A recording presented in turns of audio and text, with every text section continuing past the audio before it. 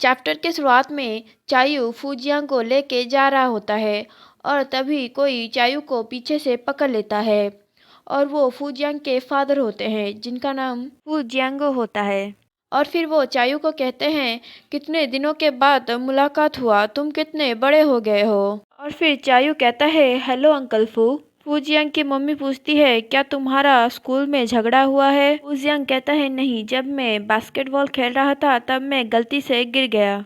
और फूजियांग के फादर चायू को और जोर से पकड़ते हुए कहते हैं तुम कितने ज़्यादा स्ट्रांग हो गए हो, क्या तुम अब भी बॉक्सिंग की प्रैक्टिस करते हो। चायू कहता है नहीं, मैं बॉक्सिंग और जिम से अब बहुत ज़्यादा दूर रहता हूँ। और ये सुन के फूजियांग स्माइल करता है और तभी चायू कहता है अंकल आंटी तो मैं अब यहाँ से चलता हूँ। और फिर फूजियांग की मॉम कहती है ठीक है, सेफली घर जाना और घर पे पहुंचने के बाद फूजियांग को मैसेज कर देना।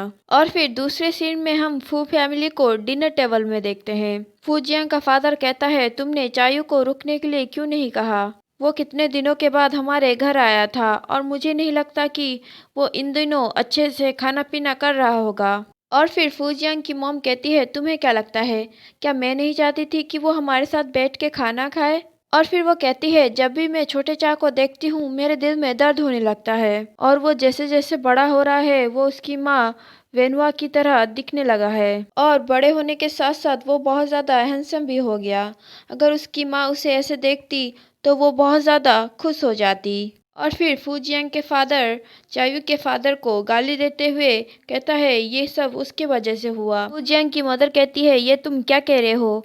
फूजियांग का फादर कहता है क्या मैं कुछ गलत बोल रहा हूँ, चायू के फादर के वजह से ही चायू के मॉम की मौत हुई। और फिर फूजियांग की मॉम उसे रोकते हुए कहती है क्या तुम चुप नहीं रहोगे। और फिर फूजियांग का फादर गुस्सा करते हुए कहता है मैं अब कुछ भी नहीं खाने वाला।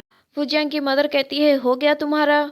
और फिर वो फूजियांग को सब्जी देते हुए कहती है सिर्फ चावल मत खाओ, सब्जी भी खाओ। और फिर थोड़ी देर के बाद हम फूजियांग को उसके कमरे में देखते हैं जो एक बुक में एक फोटो को देख रहा होता है जिसमें वो और चायू और उसकी मॉम होती है।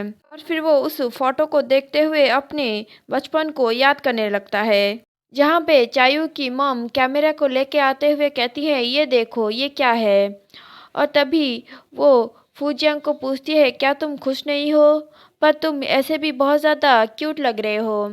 चायू कहता है ये इस लुक के साथ ऑक्टोपस की तरह दिख रहा है। और फिर चायू की मॉम कहती है ठीक है तो चलो एक साथ फोटो लेते हैं।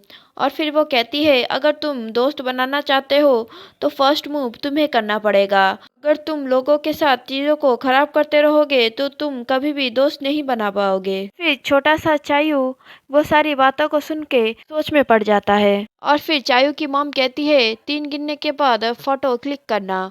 और फिर वो 1 2 3 कहती है और तभी चायू फूजियांग के हाथ को पकड़ लेता है। फूजियांग अपने मन में सोचता है वो पहली बार था जब आंटी वेनहुआ ने चायू को सबक सिखाया था।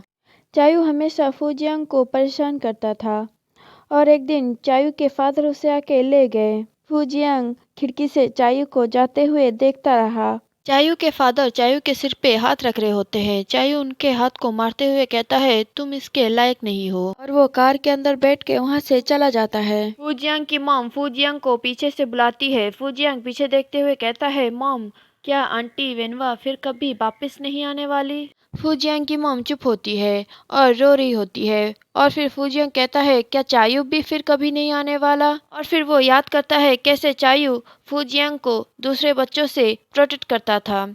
और फिर वो रोते हुए सोचता है क्या वो हैंडसम लड़का फिर कभी भी वापस नहीं आने वाला। और फिर बाद में जब वो दोनों सेम मिडिल स्कूल में गए फिर भी उन दोनों ने एक दूसरे से बात नहीं किया।